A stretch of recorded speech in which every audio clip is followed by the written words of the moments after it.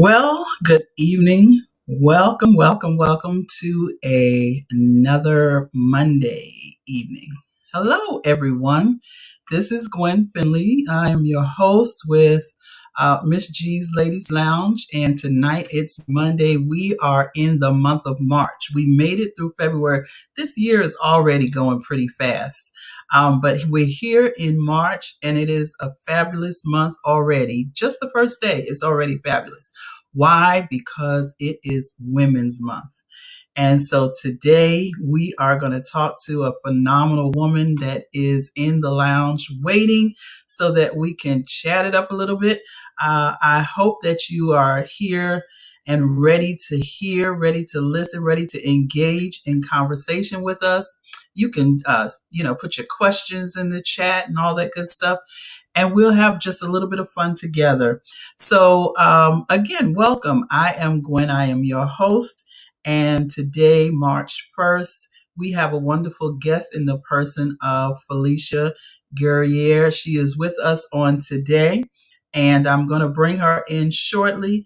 But first, I'm just going to do my normal, as I always do, just to get us started. I'm going to say a brief word of prayer. Father, we thank you for this day. We thank you for all things. We thank you for life, health, and strength, the portion that you've given us, God.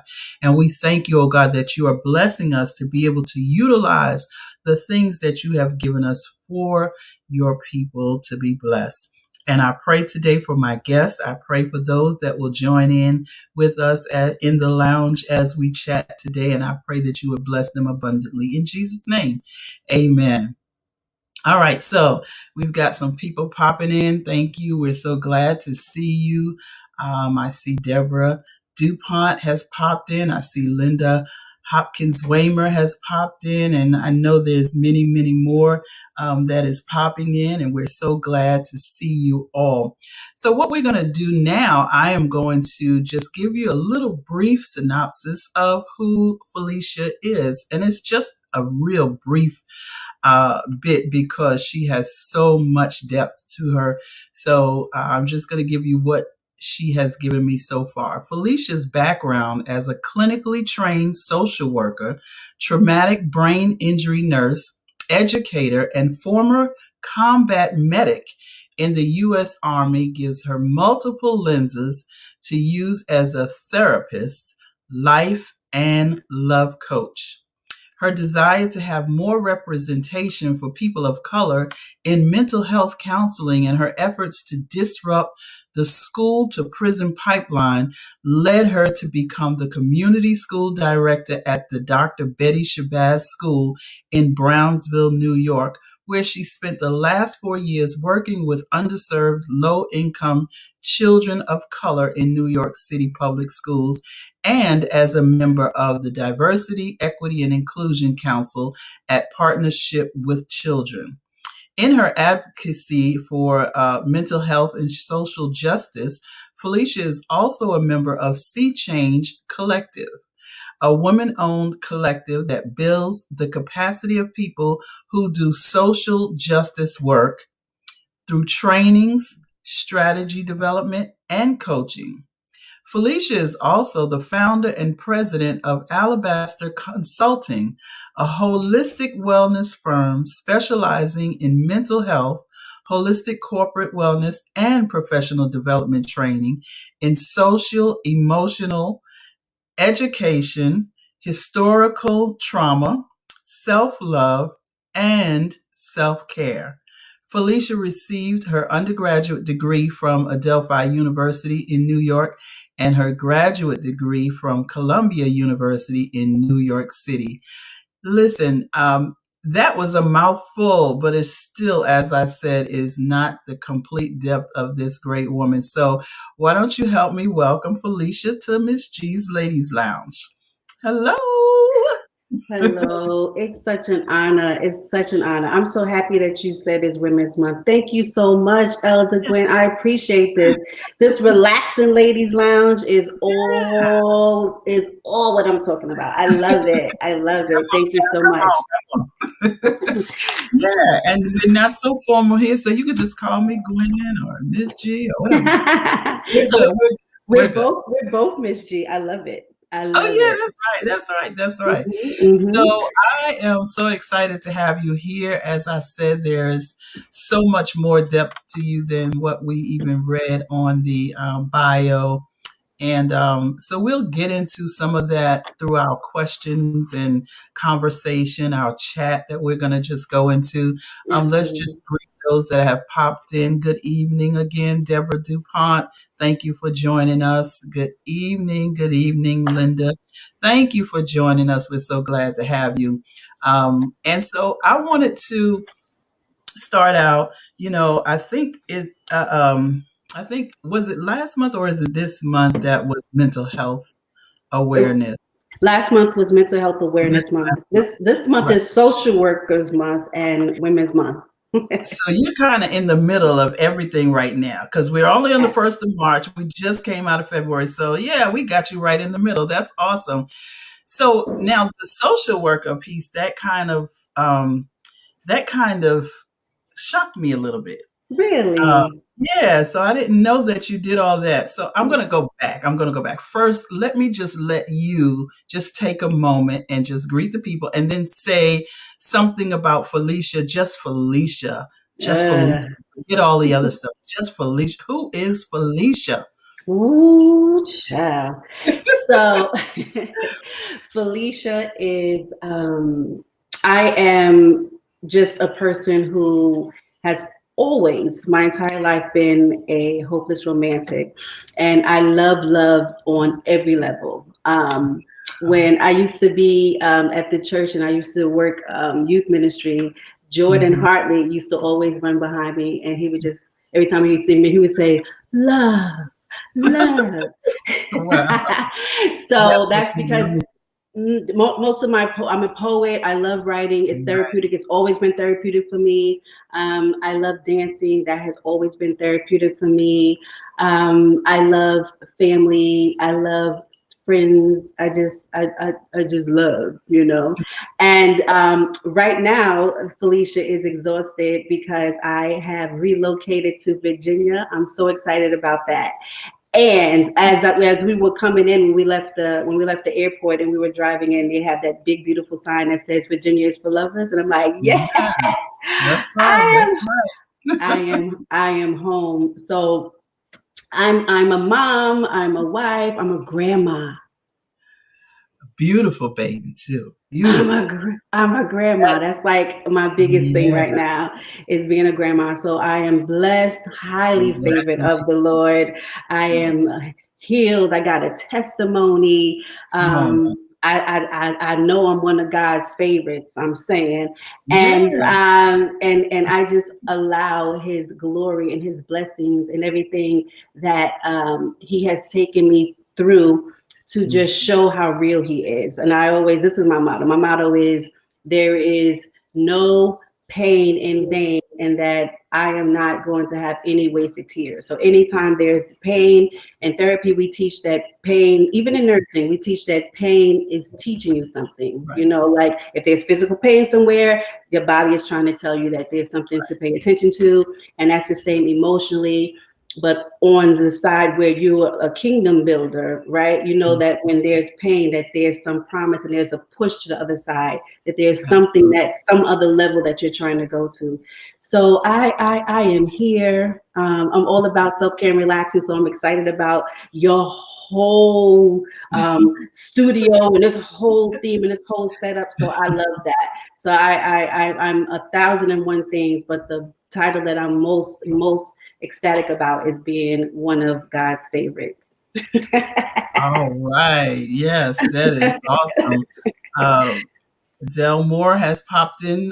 Pastor Delmore has popped in and she said, Amen, because it's very important that we do, think about all those things that you spoke about. So Amen. I want to kind of go back to something that you just said. You talked about, being a poet, and I just remember when you started out with I want to say it was your first book, and you did the Mhm. book of poetry. Tell me the name of it again. Naked and Unashamed. Naked and unashamed. It's still I'm still getting revelation from that book. Yes, yes, and it was just such a sweet, sweet, sweet book of poetry, and I loved it, and I Oh. like I said, I'm sure it's somewhere around here because I don't post things out. It's It's old. somewhere, It's old. So if you but still have it, it's amazing. It's somewhere though. So I'm going to put my hands on that. It might be worth, a pence of gold right now. So, so Prophesy. Prophesy. that's okay. Well, I believe that there's much more to that and much more coming. So I'll be ready for the next version and all that good stuff, whatever it is that you're doing. Mhm. Absolutely. So Absolutely. let's get into the mental health piece, and then I want to talk about how did you get into mental health? How did you get into that? Because when I remember, and you were here in Virginia before, Mm-hmm. first came here. We know each other from New York, but when I first came here, at some point in time, you were here in Virginia. I think you was here before I got here, We were but working at the same place. We work at at the same the nursing same facility. place, and you were an LPN at the time, right? Yes. So tell me now. You just got to explain to me, how you did, and we're going to go through the steps, but let's Hmm. start with the mental health. How did you get into mental health? And that might take us through the steps. So interestingly enough, I wound up doing a mental health piece from my nursing piece. So when I was in New York, and it was actually after I left Virginia, when I went back to New York, I was working on a traumatic brain injury unit. This unit had a very young population. It was a like a pilot situation where they were trying to see if it could work and how it could work. So what they were doing, they were bringing home young people from the age of 18 to 25 who had traumatic brain injury but were sent out of New York. Their home was in New York. They were sent out of New York for intensive rehabilitation, and they had to have wraparound services. So the nursing facility I was working at, they had, usually they have like an Alzheimer's unit and then they have a geriatric unit. So they decided to remove the geriatric unit and bring in these young people. So I was one of the people on that team who was starting it and building it and in 1,001 meetings and seeing what worked and what didn't work. But the one thing that really resonated with me was that these were young people. The Mhm, majority were young men, and they mhm, had brain injuries that were the opposite of what we learned in nursing school. So in nursing school, you think of a brain injury as possibly a stroke, maybe yeah, a motor vehicle accident, but all of their brain injuries were violent. So they were attempted suicides. They mhm, were blunt head injuries from fighting or gunshot. right. And I worked really closely with the social workers there, and they were constantly telling me that I had like this social worker mind. And that was just because they were actually, like combative. Because one of the things that we found out with soldiers coming home now from different conflicts is that they're suicidal. And Mhm, the reason is because if they have a brain injury, along with, so if you have a traumatic brain injury, TBI, along with PTSD, post traumatic stress, the mhm, two make the brain very impulsive. right, So we learned in nursing school and back in the mhm, day that there's things you can look out for, right, and there's signs prior to suicide. But if you have a brain injury or PTSD, which can also change the way the brain is working, you're very impulsive. So those mhm, notes and those different things don't happen. You could be right, ecstatic one day, and 1 minute, and the next day it's just um, over. And that's what we were seeing on this TBI unit. So I just started being really interested in the brain and wondering, where did we miss it as a society? Like, where did we mhm, miss it where these young people were now in this situation? And that, from nursing, is one of the places that made me really think about mental health. And and I wanted to go to school to do psychology, but when I started taking the courses, the professors were saying that I was they thought that social work would be better because as a social worker, you can work in politics, policy, education. You just have a broader range. And I'm an advocate, even though I know you remember me being really quiet, but I have a really Right. loud mouth when it comes to advocating for people who are having situations and problems. So the professor's like, I think you would do better. So that's how I kind of swapped from just psychology into social work, being able to go into education and different things. Because my whole thing was, how do we keep our babies from being in these situations? Right. Yeah. Yeah. So that's how that happened. And it was one of the best things because when you're a nurse, Hmm. you already have that lens. So you have the Hmm. lens where there's a manual for diagnosing mental health issues for Right. mental health, DSM-5. So when this came out in like 3 years ago, they Hmm. mandated it that before you can give someone a mental health diagnosis, that they had to first have a physical and see what was going on physically. Right. Because when, like, let's say an elderly Hmm. patient, if they have a urinary tract infection, Absolutely. They right? can It off. looks like they're just off. So that Mhm. happens a lot of times. So you have to find out what's going on with the person first to see, even if a person's blood sugar is high, especially as a young person, they get, it looks like they're having a behavioral crisis, and it could just be something physical. So since Right. I was already a nurse, I was on it. Like I was like, Mhm. I get that. I didn't have to relearn that. So social workers, a few years prior to that, this has been a big struggle for them to now have to go back and see what's going on physically. But as a nurse, we will, you're already going to assess that. So Mhm. that's how the two collide. And then my advocacy is for mental health to not be something that's stigmatized, but for it to be part of our overall health.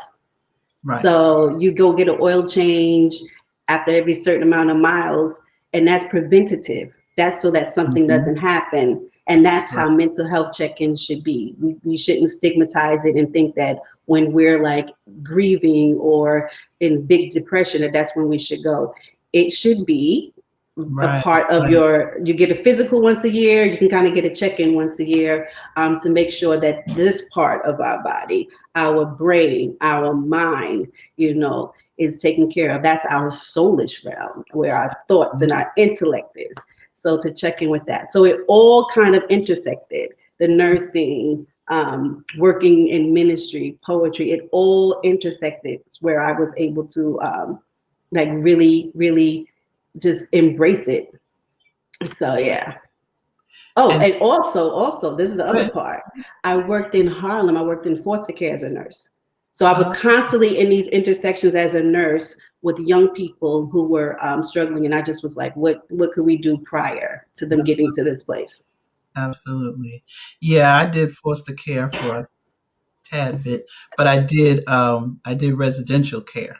Mm-hmm. And so the group homes and it wasn't like here most of the group homes you see and you hear about is like people with physical disabilities, but these were Mm-hmm. the group homes with the kids who were court awarded or put out Yes. by their parents and I even had some kids who signed themselves in.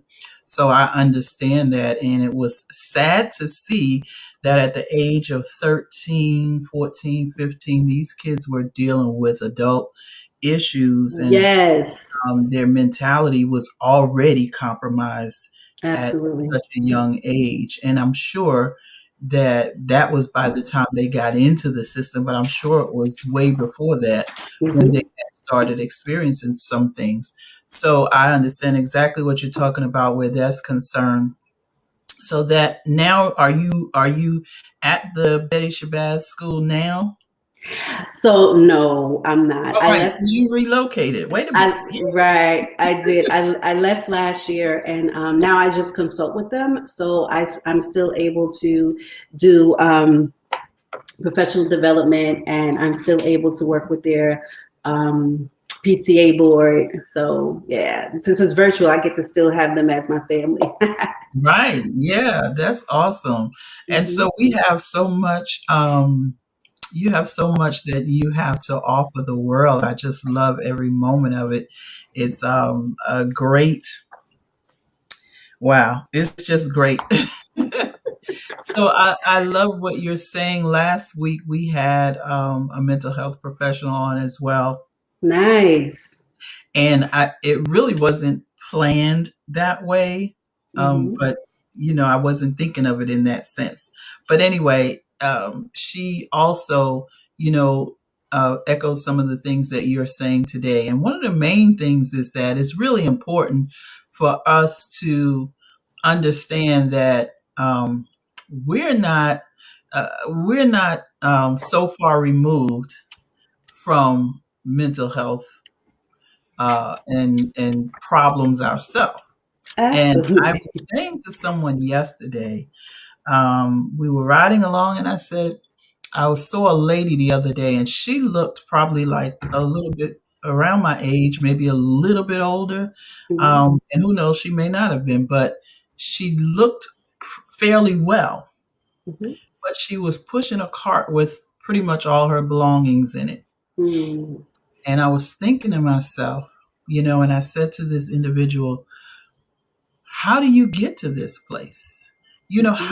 How do you get from, working day by day to all of a sudden one day you're pushing a cart? Because that happens to a lot of people. If you go talk to the people that are on the streets, all of them have not been in drugs and in jail and all of that. Some of them, it just took a moment for them to just snap. And so, we were talking about self care, which is like a really big topic right now. So, talk about self care just a little bit. So for me, self care is me pushing and reevaluating that superwoman complex that as a Black woman is just like inherited. So as a Black woman, right away you're strong and you're independent and you can do anything. And the saddest part about it is that it's not just something that we've inherited that society has told us and that we've seen. We've seen our parents, our mothers, grandmothers generate movies, Big Mama. We've seen all of these Black women doing superwoman things, and you're like, okay, that's what I have to do also. But even in the medical profession, there is data that shows how, and it's just coming out bigger now, that in the medical profession they used to teach that Black people had a higher pain threshold and that we were stronger. So our care has always been compromised, and Mm, our pain management has always been compromised, and even our voice when we're saying what's going on has not always rang clear because we're supposed to be superhuman and superwoman. So what happens now and what has been happening for the last 3 years, I do a Valentine's or Galentine's Day brunch. Um, and the question every year is, do you feel that you take enough time to take care of yourself? And when you rest, do you often have guilt in that? And all the time, the women say they have guilt when they rest, or they are not able to comfortably rest because their mind is thinking about the things that have to be done. mm, And it's like, well, where did that come from? Like, right, who told us that we're not worthy to rest? right. Who told us that we are supposed to just take it all and do it all and be all? So for me, like I said, with the nursing part and then with the mental health part, I know that those are two areas where you can easily crack. Black women have the highest incidence of heart disease because we are doing it all and taking it all, and our heart health is just like really. Um, black black young boys, the Mhm. age from 8 to 10, they're having a higher suicide rate than ever.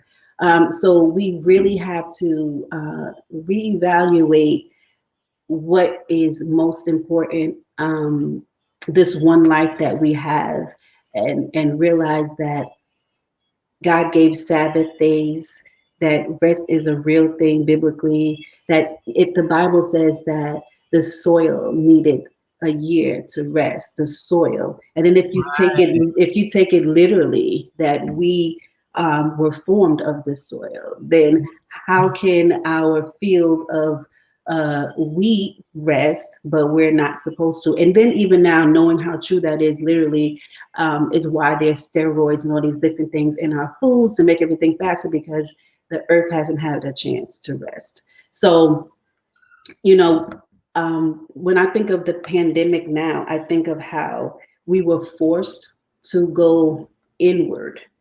Mm-hmm. And sometimes that was really challenging for a lot of people, because, some people could say, oh, now it's time we can rest, we can work from home. But it was it's super traumatic, because there's this COVID thing out there, and So people are losing their jobs, and people are losing loved ones and your friends. There's a lot of death and grief. So it wasn't a time where people could rest. So trying to actually go inward to really, really, really quiet your spirit, to really, really, really seek God, where I'm like, okay, God, I'm in here. Like, let me look in here. Let's shine the light on me in here.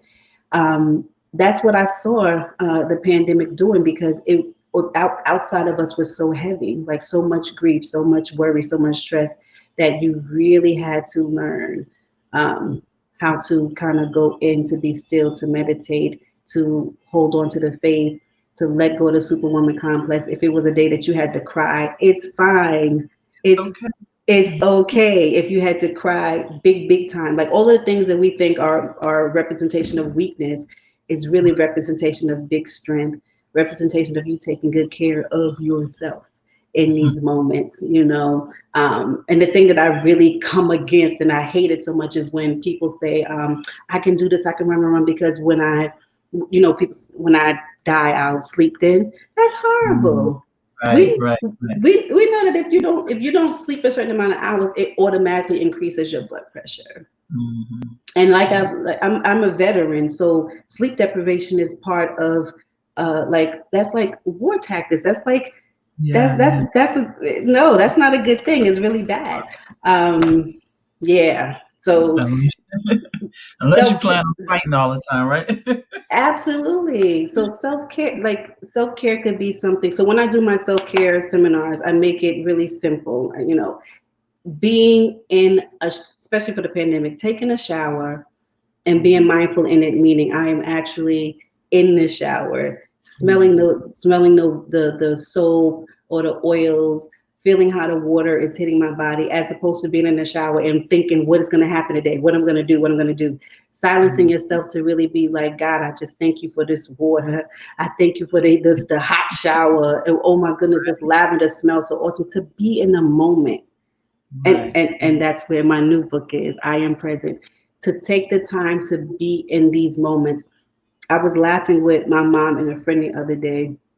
We were talking about how you pray for something and it Mhm. happens, and we're so often not in the moment, we don't realize we're in the blessing. It happened. Yeah. Right. So here's my example. I said, oh, for Mother's Day, I want everybody to come with me to church. So everybody's like, I'm busy, I'm busy, I'm busy. So my son called and said, "Oh, Ma, I'll meet you at the house and we'll go." And then at the last minute, when I was getting ready to walk out the door, my daughter's like, "Oh, let me put some clothes on." So I'm sitting in the car like, they gonna make me late. Oh, oh my good, we're not gonna get no seats on Mother's Day. And then I had to stop. I said, "Oh, God, forgive me. Right. This is an answered prayer that Right. I wanted both of my Yeah. kids to come with me." Yeah. Yeah. That's what you. So So being present in the moment and just been sitting there to see, like, you know what? Oh, I'm so happy they're gonna be with me. My baby's gonna be with me. So Yeah. yes, to stop and be in the moment, to enjoy the moment, to not let the stress and the uncertainties and all of these things just kind of roll. Would you ever drive and you don't know how you got to where you got to because your Right. mind? Everywhere. Yeah, yeah. Very often. And to answer your question, that's how those things happen. We don't realize or know that when you're doing that, that you disconnected for a second. That when you're on autopilot, we're just like, oh, it's on autopilot. So you've disconnected for a moment. So you have to bring yourself back. Mhm. Yeah. And then some people, like you said, it happens so fast. You don't even realize. and just threw them over and then let them find their way back. And I think that's the most important thing. So yeah, yeah. Sounds like you have a visitor. I was hoping. I was like, I hope you don't hear this dog. I hope with Oh my yeah, I'm like with my earphones, and hopefully they don't hear him. we hear him. He I'm sounds so.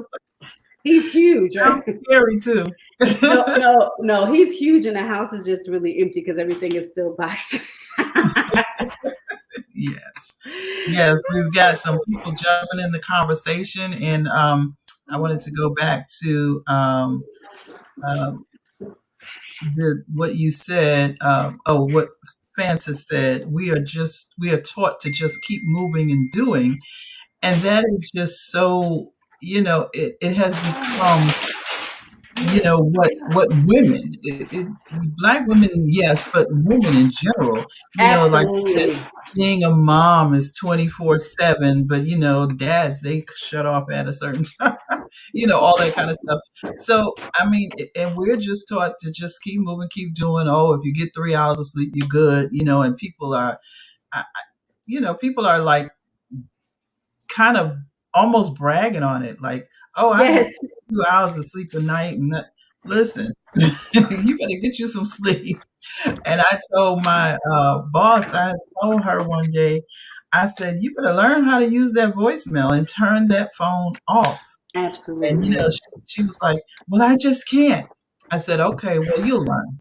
And so Hmm. today I was talking to her, and we talked about something, and she was telling me how, while she had taken a couple of days off, and the calls were just coming, coming, coming, and the people were just spitting stuff at her and telling her about, things that she, just putting her down. Mm. So she said, her friend said to her, "Why don't you just turn the phone off?" And it finally dawned on her, hey, this phone has a button. Turn it off. You're off. You took days off so that you can rest and relax. And you're still trying to respond to these phone calls and everything. And I've been guilty of that so many times. All of And us. I had to just learn, hey, they're gonna make it without me. You know, Absolutely. life will go on, because if you die tomorrow, they're gonna go on real quick without you. They Absolutely. might send a card, but they're gonna keep it moving. So Absolutely. yeah, you Absolutely. gotta take care of yourself. You gotta take care of yourself. So I want to just get to this point now. You have so many different things, as we said, that you are fantastic at. You're not just doing it. I like that. Go ahead. She said that button works so well. Somebody else knows about that turn off button. Absolutely. So, so I saw also that you said that you are a life coach and a love coach. So Yes. I'm kind of scared. I'm kind of scared now. Do I want to go here? Do I want to go here? Yes, Ingrid, they will figure it out. Dell said it is critical to responsibly disconnect. Now that's good right there. It is critical to responsibly disconnect. Yes. Yes, I would So, really like to go back to that point, because when you were saying you saw the young lady pushing the cart, and you're like, where do you go? How do you get there? mhm, Right. It's because right. one the veterans are the majority of homelessness, and that's sad for this country. That people who have served the country are the number one homeless population. So 9 times out of 10, a homeless person, even if it's a woman, they're a vet, and that's really sad. Mm, And we know wow. veterans have PTSD and different things that Right. they have, and even if they weren't even if they didn't go off to war per se, and they were supporting from here, the way America has treated their veterans, after you Mhm, realize that you signed up and what happened, it can kind of do a trigger flip. So that's one thing. But right. the other thing is when we are taught that we are not allowed to turn the button off, and when we're taught that we're not allowed to rest, and then start believing that we don't Right. need it, Right. those are the times where your mind, because how much sleep deprivation can you have when Hmm. sleep deprivation is literally a tactic of warfare, a tactic where you can hypnotize people and change them. So it's Hmm. not a good thing to have Right. sleep deprivation. But we've been in this culture where rest is like not cool and not productive, or you're lazy, when rest is all the way biblical foundation. And rest is only anytime you catch a virus like a cold, the first thing is to Right. rest. Right. Anytime you have something as small as a cold or as large as a heart attack, your first thing, Yeah. the first line that the doctor says is to rest, because Right. that is the Yeah. only way that your body can start to heal. Our circadian cycle is a big deal with resting, and it's a certain time of the night that the body actually starts to rejuvenate to rest. So if you're up past Mhm. that time, now the body didn't get a chance to heal anything. And then if you're past that time, you have sleep deprivation that you can't get back. I remember when I was in school and they said if you were hanging out and you're like, I'm asleep all weekend, you Mhm. can't get the time back. Your brain will not function the way it should have. And sleep deprivation takes years off of your life. So Wow. each time you have, oh, I only had 2 hours, 3 hours, you've taken time off of your lifespan. So Wow.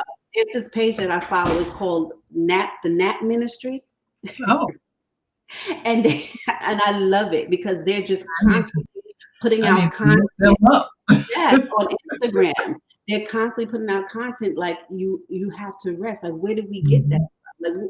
Like, where we know where we got it from, but when you look at Yeah. it, well, it's actual facts. You know that no, this is not right. That me just doing these things is not right. Me drinking all the coffee and hyping up my blood pressure, and caffeine is an addictive substance, and it's just not good. Just all of that. Like, we have to rest. I give you ladies, each and every one of you out there, permission to get a good old night's resting, Good. to do nothing on the weekend, to to delegate and go ahead and hire somebody to clean the house, to ask someone to babysit, even if it's for four Right. hours.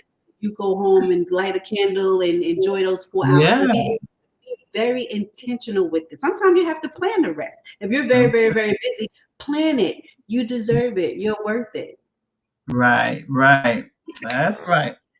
And I never was able to take naps before, and now I don't even have to plan them; they just happen. So I have one chair downstairs, and if I sit in that chair, it's over. It's a wrap. And I I love was telling that. someone today, I was supposed to be doing an online thing for work, and I sat down. Now, this is my time where I should have been Sunday. I should have been home resting, and I'm trying to do this online thing.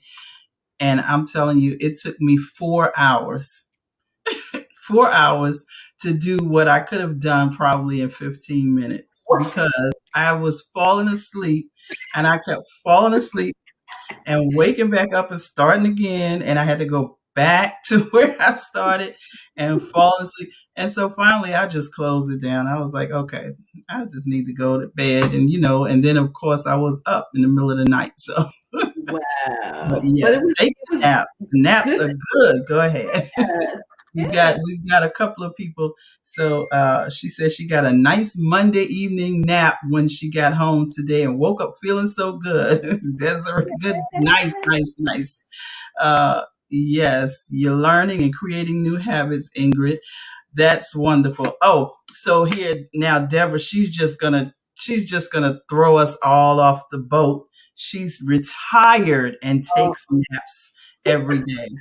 Uh, Miss DuPont, I'm gonna hide you for now. but isn't it a game changer being able to take a nap every day? I mean, when the babies are in pre-K and kindergarten, we make sure that's part of their day to take a Right. nap because they're Yeah. growing and their Yeah. little brain cells are firing all great. And Yeah, not only that, because they get cranky and they need to regroup so they can come back happy again, right? and that's me too. That's all of us. To that nap. All right, we got to move from here because I'm sorry. everybody's loving the nap moment. We love it. We love it. But we want to talk about this here. Love coaching. So we are talking today, if you missed it, with Felicia Guerrier, therapist, life coach, and the love coach. And you're also the founder and president of Alabaster Consulting, and this is where you do your life and love coaching, I'm sure. So tell us a little bit about that. What is a love coach? All right, so a love coach, well, me, I'll talk about my practice as a love coach. I started doing it because two reasons. One, I wanted to destigmatize mental health, and to say therapist, depending on who you're talking to, could be intimidating and they want to be bothered. To say life coach sometimes is a little more tangible and they can work with it. But then to say love coach is absolutely intriguing. And then it opens me up to where I can work with couples and families as well. My first intention with love coaching was definitely centering around self love. And I have this quote Mhm. that I say, and it's self love. This is on my page and on my Instagram page. Self love is foundational to the art of love. So self love is foundational to the art of love, and it is a necessary element in loving others and Mhm. fulfilling and the fulfillment of our divine self. And love is Mhm. and love is hard work. You see my love is hard work? Yeah, yeah, yeah. I just flipped back to your bio so I can make sure that came out because I like that tagline that you have. Yes, love is Yes. hard work. Love is hard work. Mhm. It's certainly a place in the heart of how we see the world. So when we're like in relationships, any relationship, a parental relationship, a professional relationship, and most definitely an intimate relationship, the relationship is going to be narrated according to how we have loved ourselves. Mhm. And going back to the Superwoman complex, sometimes the love is always sacrificial, where we're out of the picture, and it's all about how we're loving our children, how we're loving our parents, and what we're doing for them, how hard we're working on our job. And it's rarely it's you can center it around how you love yourself. But if you want any of those relationships to be good, to be great, to be super fulfilling, then you have to go with loving yourself. You know our girl Whitney Houston saying the greatest love of Mhm. all, right? And when Absolutely. I was a young girl, that was my favorite song, and I was so intrigued by like the depth of it and what it meant. And you know the verse and the phrase, "Mama may have, father may have, let the child have his own." And I was Mhm. like, like all of that. Like I need to love me. I need to know God for me. I need to be able to take care of me. I needed to be holistic, meaning I need to take care of not just me having a job and a career, but I need to take care of myself spiritually. I need to take care of myself mentally. I need to take care of myself emotionally. And I need to love everything about me. Example, women are just so bombarded with what society says we Yeah. should be, Right. what society says we should look like, Right. that we often are not even liking ourselves anymore. Right. So when Mhm. we're like, oh, new year, new me, I need to lose some weight, Mhm. right? So when we're doing that, when we look in the mirror, are we still looking in the mirror with compassion, or are we looking in the mirror with this competition of, I need to get rid of this, I need to do that? Yeah. Are we Right. looking in the mirror with, girl, you fearfully and wonderfully made? And you know what? I do need to work out, but I'm so happy that you've been taking me through Right. this year. Like, cause this is what we got. Like, this is us. So we have Right. to like Yeah. love it. Once you love it, just like with any other relationship, if you pour into it, you want it to be reciprocated, and they can pour back. Whatever you sow, you're gonna reap. It has to start with you, right? The Mhm. greater is in you. Our body is our temple. So we have to honor all of that. We have to honor our space. We have to make boundaries. So the love coaching is definitely starting with yourself. Even when I coach couples, I work with them individually first, because Right. however they've, the patterns and the cycles that they've had growing up, and how they've seen Mhm. themselves and how they've seen love shown to them and what they thought love would be through Right. parents and society, it affects their relationship. So we definitely work with our, with ourselves first, and then we come back. So my love coaching is definitely about the self love part, seeing ourselves for who we really are, um, taking agency of ourselves, being accountable, but most of all, accepting the beauty that you are and loving everything about you so that you can go to your next level. And that's what we're here for. That's what we're here for. That is so beautiful. Let me tell you, I've been uh trying to love my gray. So Love it, I've been dyeing my hair for years and years and years. girl. Hmm. And I said this year, last year I turned a big number. And I said, I am going to stop dyeing my hair. I'm just going to stop dyeing my hair. And Nice. so I'm trying to see where this gray takes me. So who knows? When you see me again, you see I got on the side, when you see me again, it might be like more and more and more. I'm going to let it just keep going. And I'm going to love it. Let me tell you, for me personally, I always look at gray hair as wisdom and distinction and beauty, and it seems like it highlights the person's face and it makes their face like glow because they have the gray. So Mhm. me personally, I always loved it. But let me tell you, when you're loving you, it's either way. So if you do the gray, you're Right, like, oh, that's not for me. I love the red. Yeah, yeah, that's fine too. That's fine too. right, As right, long right. as when whatever you see, you rocking it and you like, Yeah, yes, yeah, this yeah. is me. Because there's seasons for everything. So Yeah, there it is, and when I don't feel like being gray, I got my girlfriends in there, and I come and take them along. I mean, absolutely. Isn't that we can do something? that. We are versatile. We can do that now. I am so just happy having you here. And I didn't say welcome to all of our live and replay viewers. So I wanted to make sure and throw that up there today. We're so glad again that you've joined us. And I'm here with my guest, Felicia Guerrier, therapist, life coach, love coach. And she is the founder and president of the Alabaster Consulting.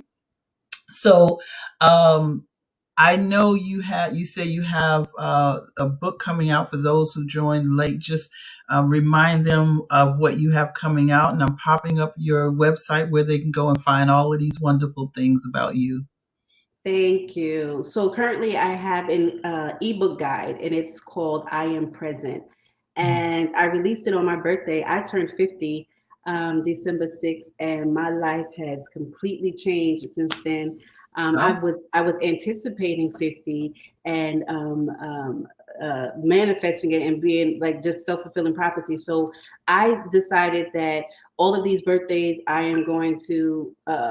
Just be excited about them because it's such a absolutely. blessing to reach another one. So for 50, I was like, okay, we're not gonna, there's a pandemic, but I'm still gonna really, really celebrate because I'm a miracle. Like you would have to put me on the show again to tell my testimony. Yes, But absolutely. I am a whole miracle, and me wanting to be a vessel and a resource in the earth for people of color is because of the miracle and the second chance that God gave me. And Mhm. me saying rest and self care, all of these other things that I learned because I was doing the opposite.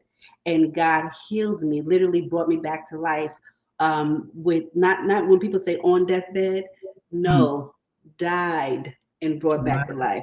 So that's wow, another story. That's a book that I'm writing. wow. And because of that, my journey from there has brought Mm. me to this place. So I had gotten really sick, so I couldn't nurse. So my Mm. neurologists and all of these specialists that were amazing helped me with my goal. I told them I had a brain aneurysm, and the doctors were saying that they were trying to find out if my memory loss was organic or if it was or what was it due to. So I said to them, I did some research that me reading and like being in school would really help, and they agreed. So I said, let's agree to get me in enough shape where I can go back to school. And that's when I went back to school for the mental health part, because I wanted to learn, not just about like how young people got there, but I wanted to Mhm. learn how I got Right. there, and Wow. wanted to be on the wall to help everybody else to be like, don't go this way, come this way. So Mhm.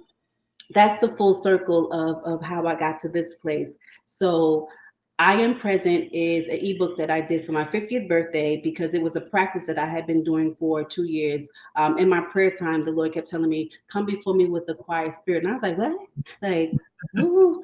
And Yeah. so it took some time. So I just kind of wrote out that path of what that meant for me to be present, because sometimes even when we're praying, our mind can go here, our mind can go there, or in worship, our mind can go here, our mind can go there. So I was really learning how to not just be present, of course, starting with Him in prayer and in worship, but also like throughout my life. To when it's raining outside and we're like, oh my God, it's raining, I can't do. But to be like, look at this, look at the just to really take the time to appreciate all of these things, because I had to, because I needed to Yeah. rebuild my brain.